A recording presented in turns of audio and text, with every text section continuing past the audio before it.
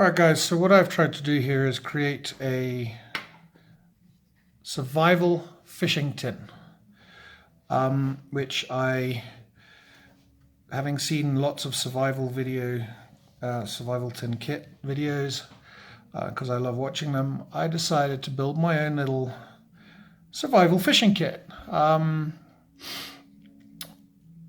I decided to use a slightly smaller tin than a regular tin. The Altoid tin is slightly bigger, as you can see, because this can be used as part of a bigger survival kit, and it's a really cute little compact fishing kit, or used on its own, just throwing it in a backpack like in your fishing vest or whatever.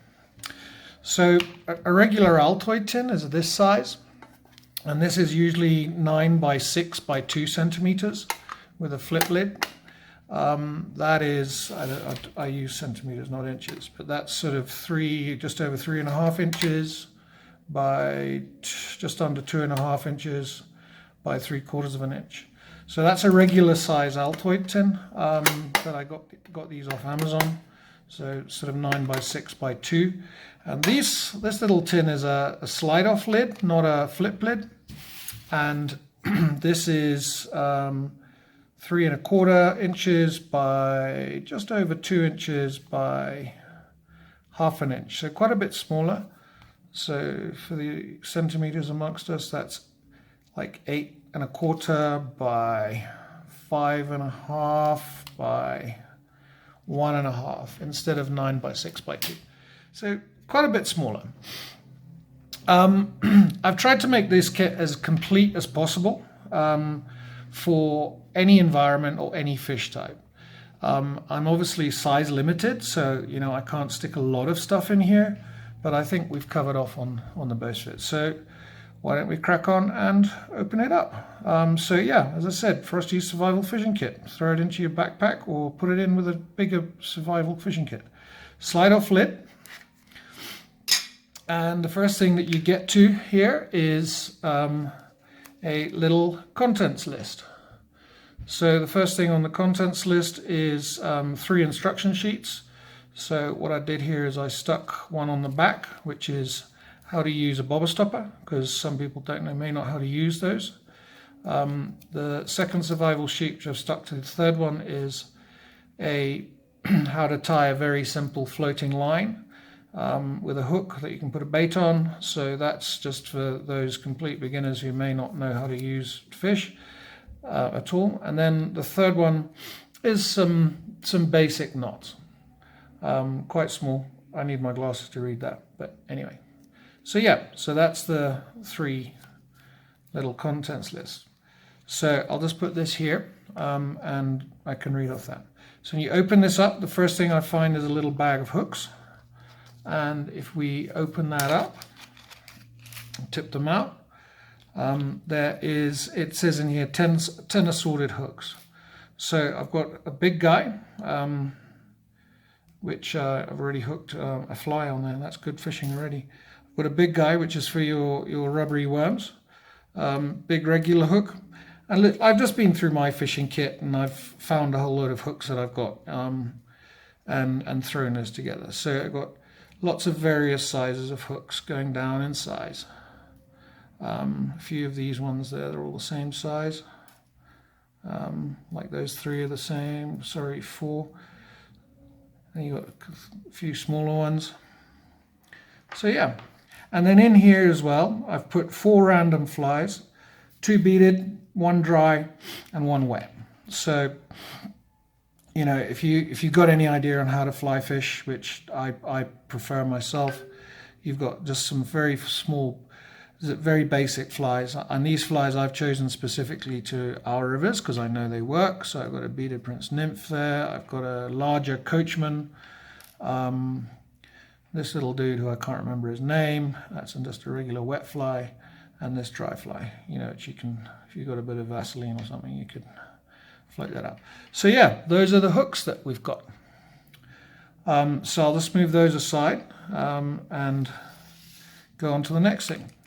In here I've got 8-pound mono line. I've just tied this together in an elastic band, so that's also on the list here.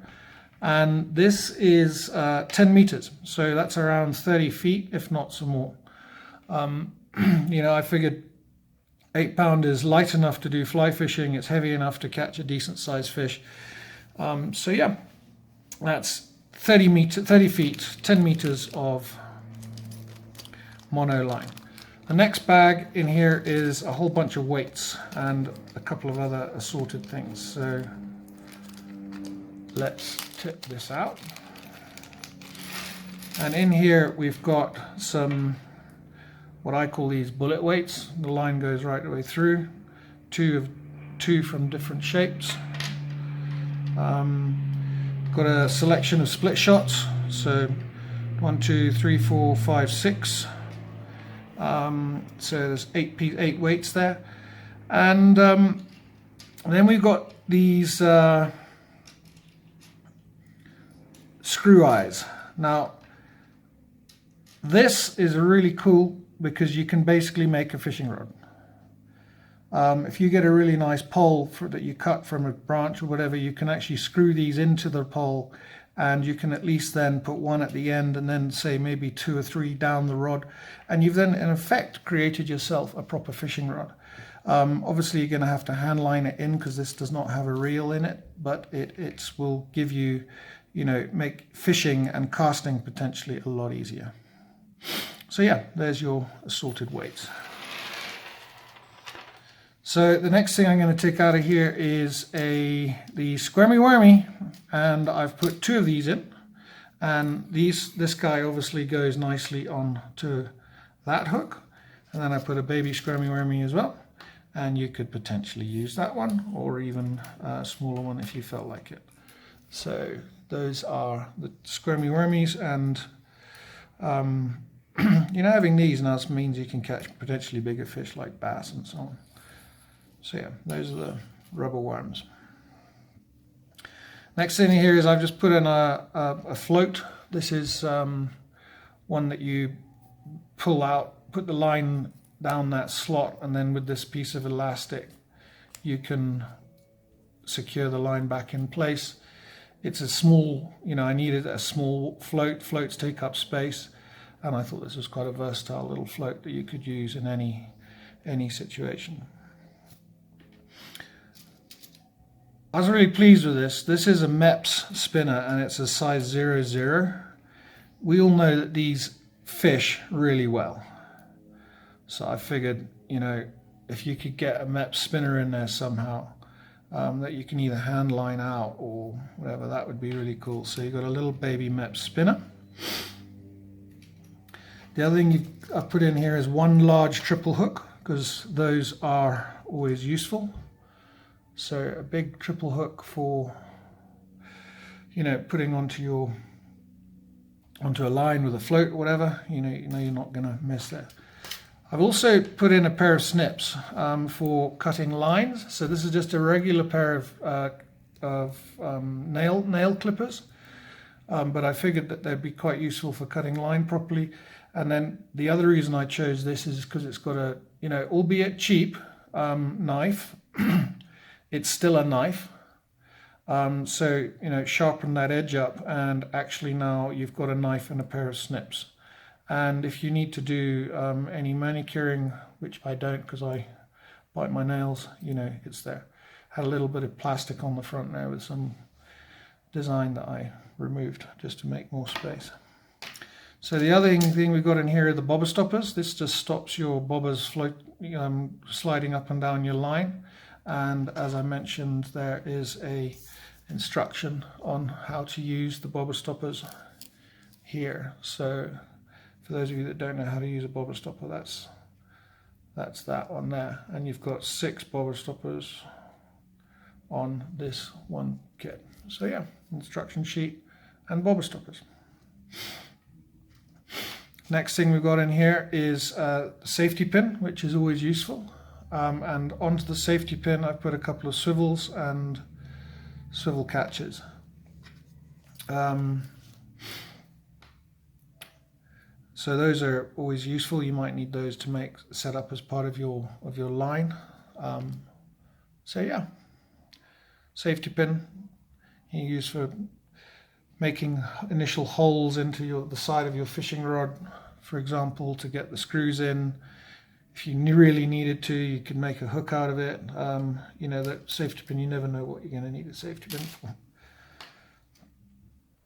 Then what I've got in here is a fishing trap. Now, I thought this was really cool because basically, if you can set up a trap and leave it passively without you having to spend hours sitting in the sun fishing, you could set this up, you know, over a pool on a branch and leave it be. So how this would basically work is the line attaches to here.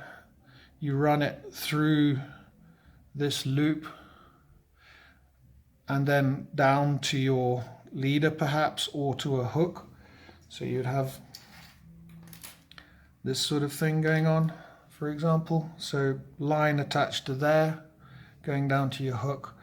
You have this hanging from a tree, and then when a fish bites this, it pulls down and shoots off.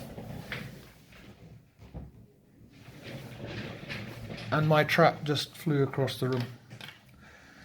The other thing I have the last thing I have in here are 2 leaders, heavy duty, one short one. This one is centimeters 14, 15, and a slightly longer one, which is 22, 23 centimeters. So, you know, that's approximately 9 inches, and another one which is 6 inches. So 2 wire leaders, and these have their own swivels and hooks on them as well. So those are pretty useful. So yeah, that's my fishing survival kit. I think it's a great little kit. Everything that fits into this tiny little tin, and really happy with it. I challenge anyone who can think of something I've potentially missed or might want to see in it. I don't know. I think it's pretty conclusive. If you take it for what it is, which is a survival tin, you know, you should be able to catch fish if you have water with this gear here, which is, you know, that's the whole point of survival tins.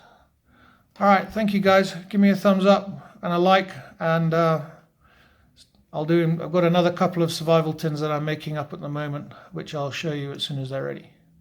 Cheers.